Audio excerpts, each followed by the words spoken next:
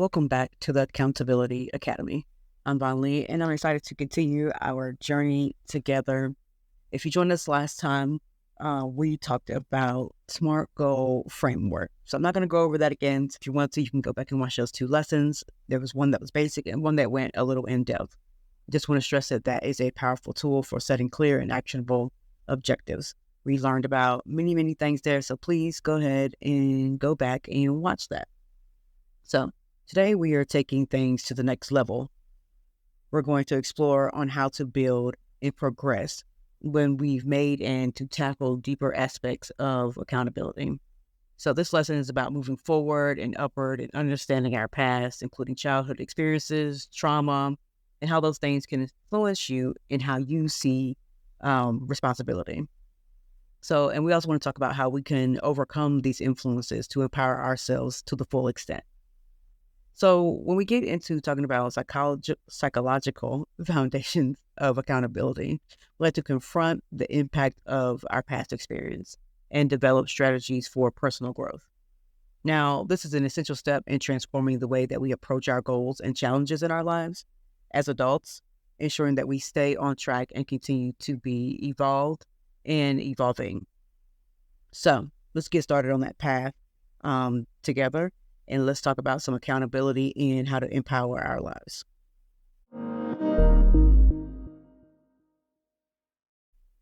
Now, on a personal level, accountability empowers you. It puts you in the driver's seat of your own life, making it very clear that your actions do matter. It also prevents you from making excuses and helps you build resilience.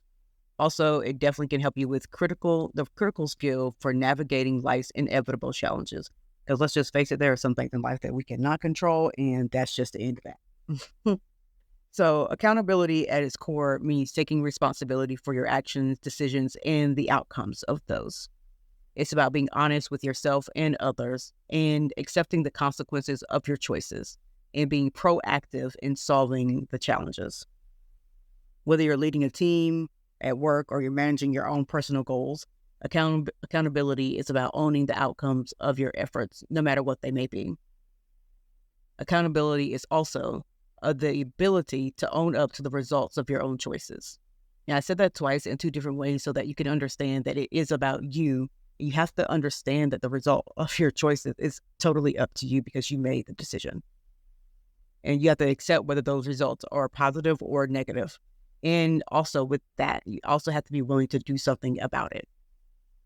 You have to acknowledge what happened, what you did, and what the outcome was. While obviously we cannot control every circumstance in our life, we are responsible on how we respond. And that's the part that a lot of people miss. No, you cannot control everything. Yes, someone else may be the catalyst for the thing that happened, absolutely. But you are in control of how you respond to it and how you continue to respond to it throughout your adult life. So accountability isn't about the blaming yourself or blaming anybody else for every little setback that you have. It's about recognizing that while the past is fixed, we have the power to change how we approach the future. We can't always choose what happens to us, but we can choose how we respond to it. In this choice, this response is where true accountability does lie. Being accountable means accepting credit for the successes and owning up to the mistakes. It's about making conscious decisions and learning from each and every experience that you have. But also, accountability definitely goes a little bit further than that. It's not just about admitting fault. It's about way more than that. It's about committing to the change. People often stop at the fault, thinking it's bad, and that's where they get stuck and stagnant at. Instead of getting over the hump and getting to the commitment to change. When you say, I'll do better, you have to back that up with an action. There is a huge difference between accountability and blame. Accountability is not blame. So don't get into the blame game with yourself or with anybody else. It's not going to help you do anything. It's essential to distinguish between the two. Blame is about assigning fault. And you stop there. That's a full stop. Because you don't want to do anything else. You just want to assign the fault and say nothing or do nothing else beyond that for you or the other person. Often it's just an attempt to avoid responsibility or to shift focus. So when someone else says it to you, they're shifting focus away from them because they're not ready to take the accountability, even though you're trying to hold them accountable. It happens all the time, especially in parental relationships. And that's just the truth. Sometimes parents do not want to admit that the decisions that they made did affect their children's lives. And so when an adult child tries to tell them about it, they want to say, you're trying to blame me, instead of holding themselves accountable and just saying, you know what, I did make a mistake. I apologize for that. That is taking accountability and asking, what can I do to help you with this? And if they don't, that's okay, because sometimes they won't and they never will. So you're going to have to move on and let them keep doing that, and you shift your focus.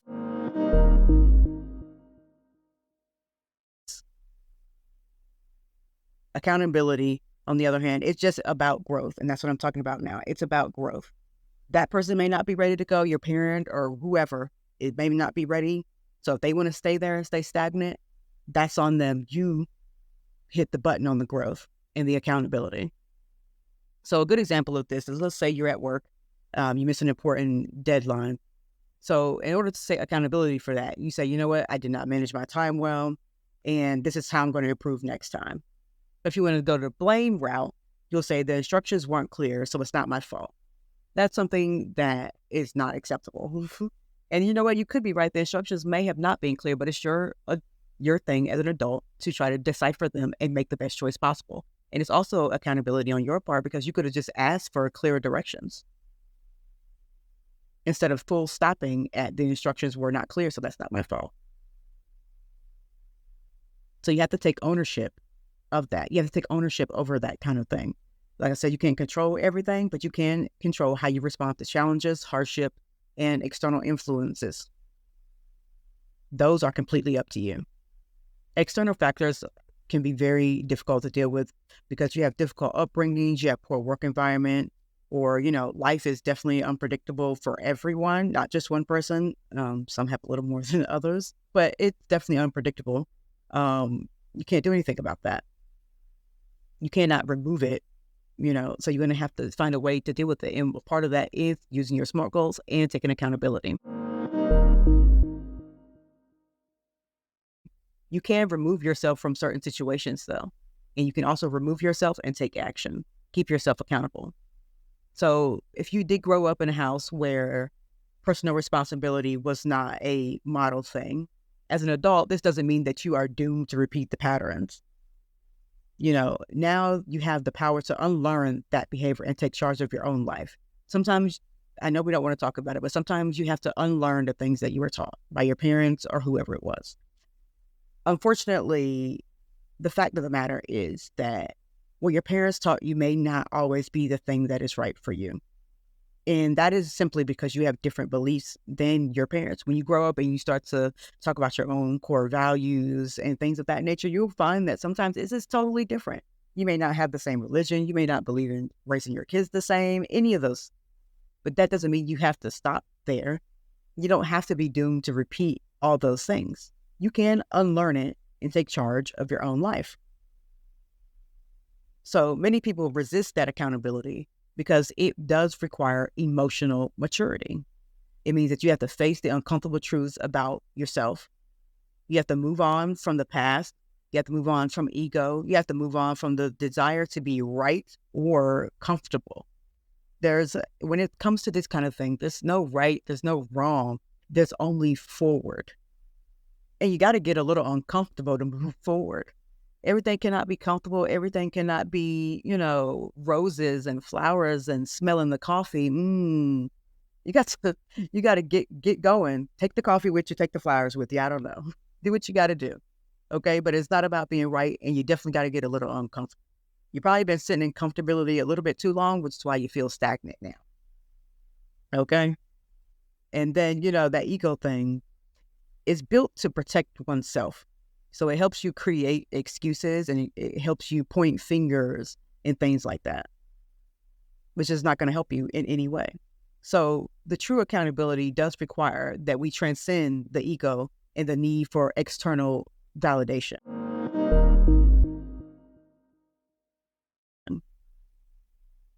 There are many other things that can go with that, like the link between accountability and self-esteem. Interesting enough, holding yourself accountable can improve your self-esteem, because when you take responsibility for your life, you build trust in yourself. You say to yourself, you know what? I am capable of making these right decisions. No matter what I was told when I was younger, or no matter what happened to me, like, I can trust myself to do the right thing. I can trust myself to make decisions for myself, and they are the right ones because I made them. Even if they turn out to be wrong, I have the power to change them. I have the power to do something else. I have the power to make a different decision. I do have the power to keep going. I don't have to stop right here. I can trust myself. And it will reinforce the belief that you can handle whatever comes your way, and it will boost your confidence.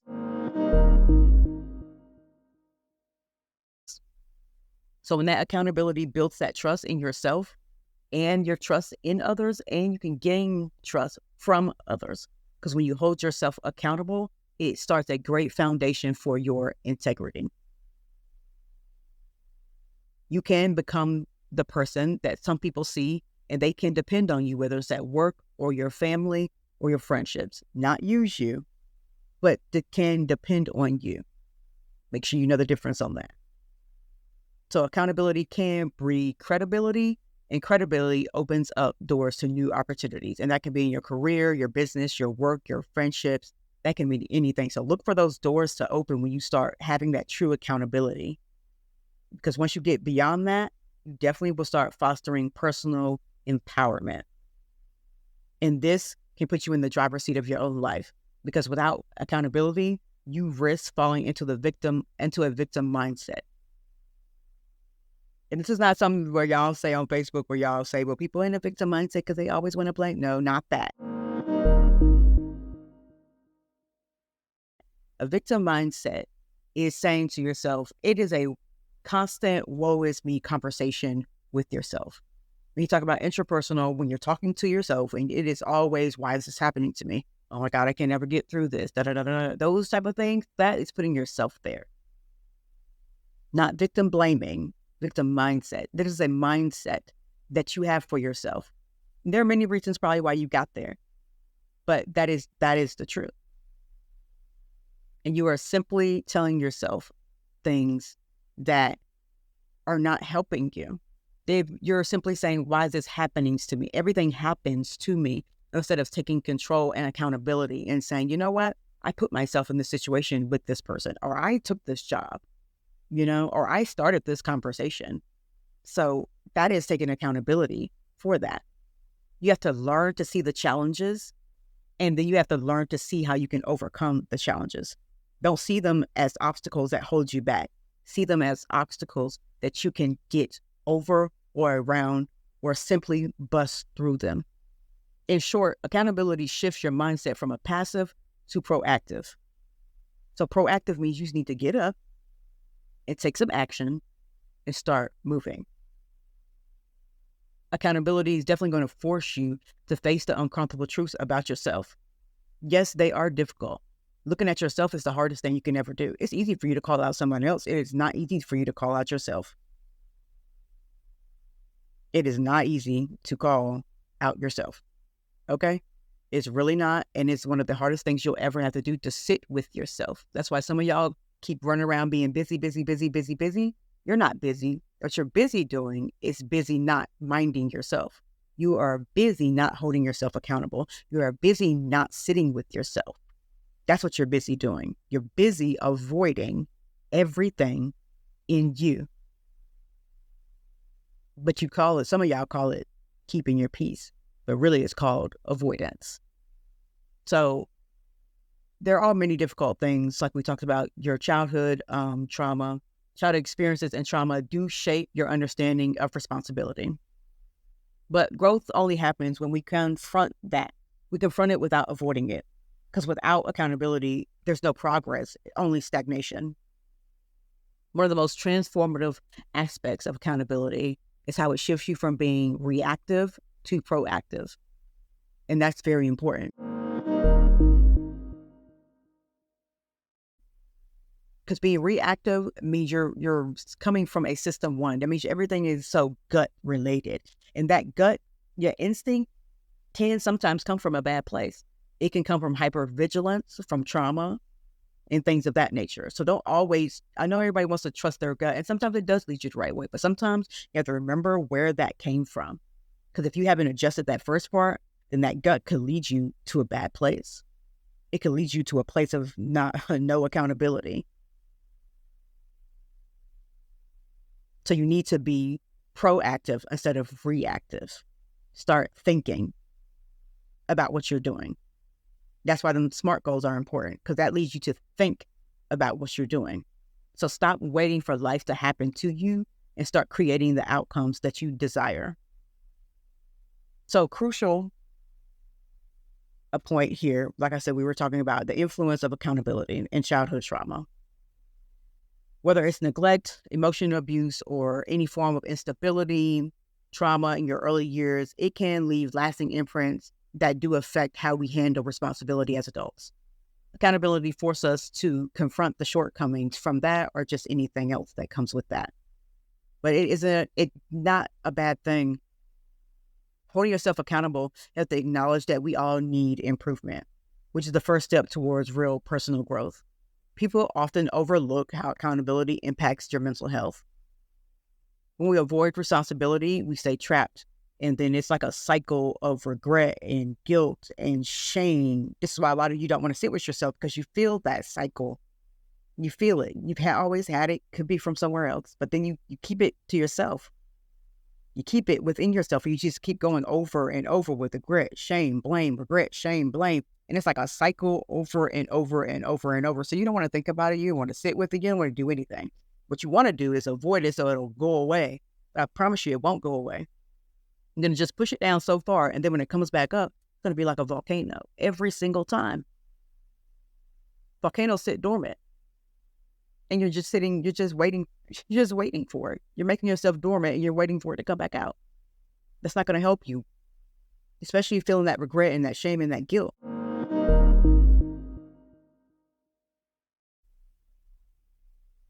However, when you start owning your mistakes, you can relieve some of that emotional burden, and that will help you pave the way to growth. Many of us grow up with experiences that teach us avoidance rather than accountability. For example, if you're a child who is constantly being blamed for things that are outside of your control, that can create that. And I know we all probably have at least one or two stories of that, some maybe more. And it does happen because they blame kids for things they can't control. Sometimes the school does it. I'm sorry, but a child cannot control it, whether they're late for school or not. That is up to an adult. That is up to an adult. And I know we've all experienced that. I'm not sure how they're giving out attendance awards to kids because they cannot control when they get there. But, just saying. So you think of that as an example and think of that in your life. Do you have any other examples of that? So having that, you can grow up with equating responsibility with punishment, because you did receive a punishment when you weren't that, when you're late to school. Even though you can't control it, you are the one that receives the punishment, not the parent. So with that and the other examples that you thought of for yourself, you think that now the result of that is okay to avoid responsibility altogether, fearing the negative consequences associated with it. Or a child that has emotional needs that weren't met, they might develop a fear of being vulnerable, because every time you open your mouth, you want to talk to your mom, you want to talk to your dad or whatever. They find some way to yell or scream at you so that they don't have to listen to you being emotional, you talking about your emotions and things like that, because they aren't emotionally available to you. So now you think it's okay to be emotionally shut off. So now your needs aren't met because they didn't want to meet them. Now you say to yourself, well, I don't want to be vulnerable with anybody because then they're just going to not care about it anyway. So you grow up and you start avoiding all accountability and responsibility for things. And it is seen as a weakness or fault, especially for men. Especially for men. When they want to be vulnerable, and you ladies, you want them to be vulnerable, but they can't. Because then they get called weak and it's called their fault and this, that, and the third. And it happens to women too. That then they grow up and then, like I said, you avoid accountability and responsibility.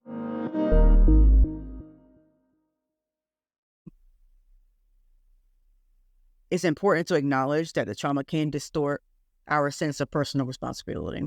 But going on your healing journey will help you start recognizing that. It will start help you recognize that. While you can't change the past, you can't change what anybody did to you. You cannot. But you can change how you respond to it. You can change how you respond to your triggers. And that comes from learning and taking accountability.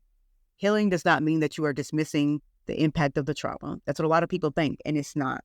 You don't want to ever dismiss it, but it is about reclaiming your power, and it's about being present and consciously choosing how to live moving forward. Having accountability in the face of trauma is such a soothing and healing situation, okay? It is about learning to trust yourself again, making peace with your past, and consciously working to rewrite the narrative of your own life. Stop letting others write the narrative for your life. At a certain point, you are just helping them write it. Stop helping them write it. Write your own. Close that book. Close that one. Put it over there. Burn it. Do whatever you got to do. Throw it in the trash. Get your own book and start writing that book. Start writing that book of your own life. So the role of those early experiences, like I said, they can shape your early years. If you grew up in a home where accountability was not good, both of your caregivers avoid responsibility or constantly shifting blame, then this can deeply impact you and your accountability as an adult. It does not help you. No, it does not. You cannot, like I said, you cannot control it. It gives you a distorted sense of that responsibility. So either now you're taking on too much blame or you're avoiding it entirely. I know a lot of you think to yourself, you take on things that aren't even your fault, like in a relationship. You know, you're saying, I'm sorry all the time, even if you didn't do anything. You just internalize all the blame, all the guilt, the shame. You internalize it. And then some of you avoid it altogether. You just say to yourself, you know what? I don't do anything. Nothing ever happens. I am the best of the best. I don't need to change anything. I'm the best person on the planet, and so on and so forth. So I don't got to take accountability for anything because I don't do anything.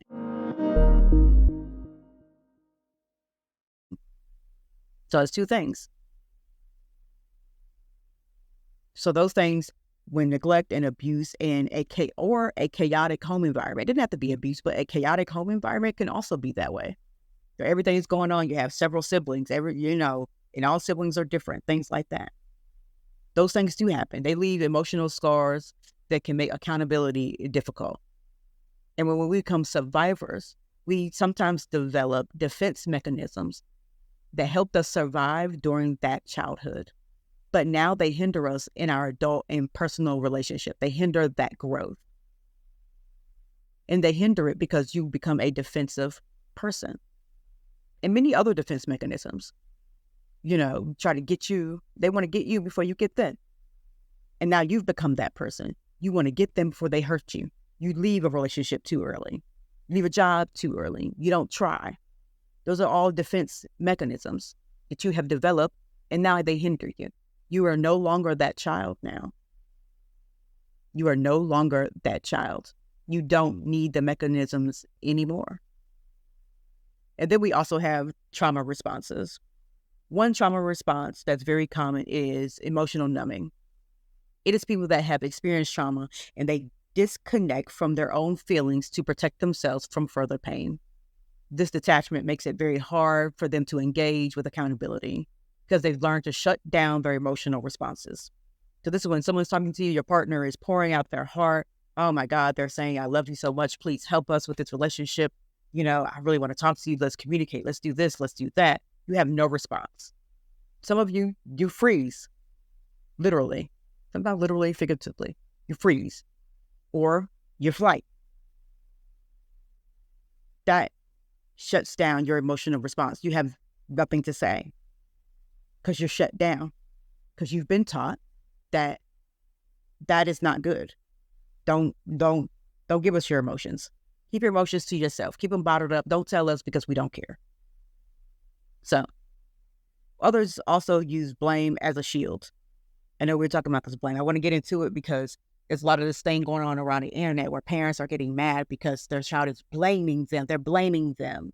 What you really mean is I don't want to take responsibility because I have to look at myself now. I have to look at myself, and I don't want to do that. I don't want to do that. And I played the blame game with my parents, and that's okay. But that's the truth. So often people have experienced trauma, and they use blame as a shield to protect themselves, which is what's going on with that, what I just explained that. So it protects them from vulnerability that comes with accountability. Admitting responsibility can feel very exposing. It can feel very threatening. It has to become a shift.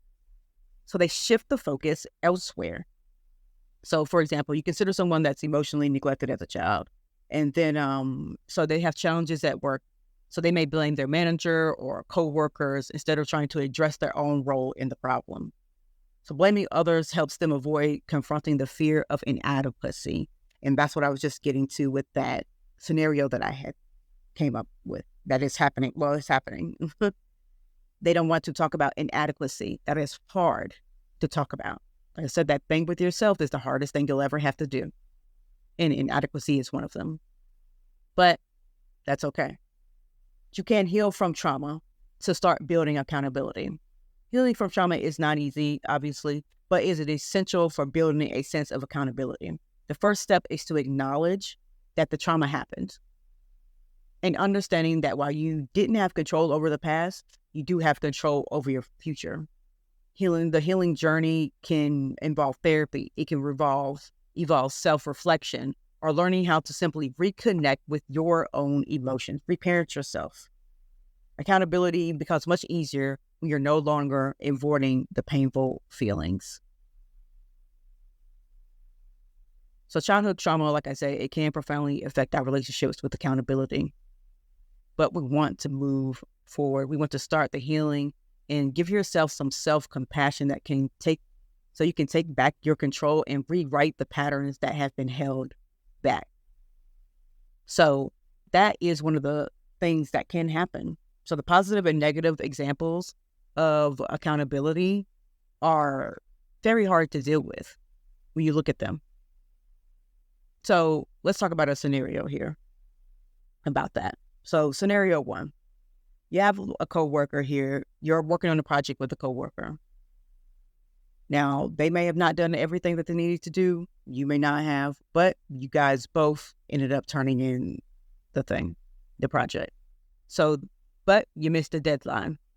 So instead of making excuses, one of you immediately admits to the mistake, apologize, and you come up with a plan and say, you know what, I'll correct the situation. I'm sorry about that. That is accountability in action, because you already owned up to the error. You took responsibility for fixing it. Now, the negative example of that is someone working on the same project as you. Y'all still didn't get the deadline, but instead of admitting to the fault, they blame the colleague, which is you. So they are deflecting to justify their inactions, and you don't want to be that second person. So this person isn't ready to listen or grow because they are stuck in a defensive mindset. So here's the thing. When people start blaming others instead of taking responsibility, they reveal that they aren't ready for the accountability. You can't force someone to be accountable. You never can. You can only do you. You can try to guide them, but in reality, accountability comes from within. It comes from within the person. So people habitually use a blame as a defense that may not be ready for accountability. And it's important to recognize that the relationships we have, whether personal or professional, trying to hold someone accountable when they aren't willing to listen to you is often futile, and it definitely becomes emotionally draining. So sometimes the best decision you can do with that is distance yourself from the behaviors until the other person is ready to grow. Because there is nothing that you can do about that. Now, there are plenty other barriers that come with that. Some are internal and some are external. One of them that everyone knows about, I know you do, this is a big one for people, procrastination. This is one of the most common barriers, where we delay tasks or decisions because we are overwhelmed by the fear of failure or discomfort. But procrastination is just simply avoidance in disguise. The longer we wait to confront a responsibility, the more daunting it becomes. Some of us have a fear of failure. Many people avoid accountability because they're afraid of being judged or seen as a failure. But failure is a part of growth. We often see failure as a bad thing, but failure is a good thing. If you're not trying, you're not failing.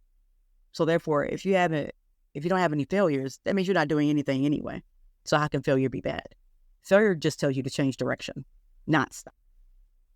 Holding yourself accountable means learning from those failures rather than running from them. Some of us also have a lack of clarity, which can be a huge barrier. This is where the SMART goal framework comes into play. Your lack of clarity. Those goals are vague, they're poorly defined, and it's difficult to know what you're taking responsibility for. But clear, specific goals are essential to accountability.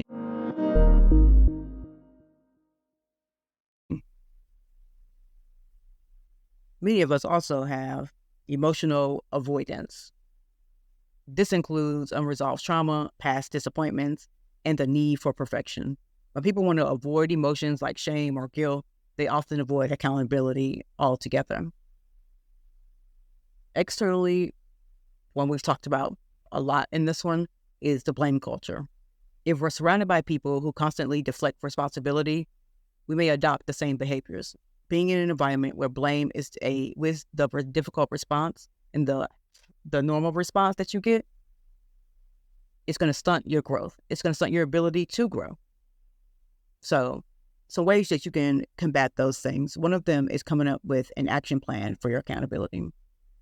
Because now that we've identified the barriers, how do you create an action plan? How do you create a plan for accountability? It starts with setting those clear, actionable goals, which we did talk about in the SMART goals. We talked about that framework: specific, measurable, achievable, relevant, time-bound. So if you want to say, I want to get better at managing my time, you say, well, you know what? I will organize, schedule every Sunday, and prioritize 3 key tasks each day for the next month. That's breaking it down. That's having a SMART goal. You know what to do. You know what your responsibility is. And you can even break those down into small, more manageable steps if you feel like it's too big. But just make sure they're clear. Write them down. Use your phone. Do whatever you have to do. Use an app. And then you think about your small victories. That bring you closer to your goal. Those make it easier to track your progress. You can use a journal. You can use an app and things like that. And make sure you are regularly reviewing your progress in your accountability and your goals. Track the things you've done. It's okay to track that. It's okay to read it. It's okay to write it down. It's also okay to adjust and improve. We talked about life changing. It does. But you taking accountability is about constant reflection and recalibration. So to stay motivated and moving forward, motivation can fluctuate. And there will be days when you don't feel like holding yourself accountable. So what can you do? Start by celebrating your small wins. That's very important. You start celebrating those small wins, it will keep you motivated on to the next thing. Recognize and reward yourself for every step of the way. No matter how minor it is, doesn't matter because it's your goal. It reinforces the positive behavior and keeps your momentum going. But motivation is not something you can do by itself. It's not enough all the time. It's also important to avoid hidden pitfalls as much as you can. Sometimes we sabotage ourselves and our own progress without realizing it. We might unconsciously set ourselves up for failure by making our goals too unrealistic. Or we let distractions become excuses. Recognizing these patterns can help you stay on course. Another key tool that I like to use, and some of you have it, and some of you may not have it, but it is to have a accountability partner or create accountability partnerships. I'm not saying this person has to be your best friend or they have to be someone you know for 20 years. They have to be a girlfriend, boyfriend, whoever. It's just people around you that will hold you accountable. These people tell you the truth. They tell you the truth about your behavior. They tell you the truth about who you are. They tell you the truth about what's happening. They're not yes men. Don't have any yes men around you. So you want to surround yourself with people who are committed to your growth, who gently remind you of your goals when you lose sight of them. True accountability often thrives in a supportive community. Because even with the best plans, life does throw setbacks our way. And it could be a personal crisis, unexpected challenges at work, or simply losing motivation, and setbacks are inevitable. Keeping those partnerships can help you with that. Because setbacks aren't failure, they are just part of the process. This is key to remain flexible. You need to remain flexible. So, because acknowledging that setback, all you need to do is adjust your goal and adjust your plan, adjust your steps, and keep going. Accountability is not about persistence, not perfection. That's what it's about. It is about persistence. It is not about perfection. Because as you progress, you might need to adjust those goals. You may have underestimated the time needed, or perhaps your priorities have shifted. Something may happen in your life. You may have gotten married, you may have had a baby, you may have changed jobs, you may have moved to a different city, but don't be afraid to reassess your path. Accountability means adapting as life changes while remaining committed to the long-term vision.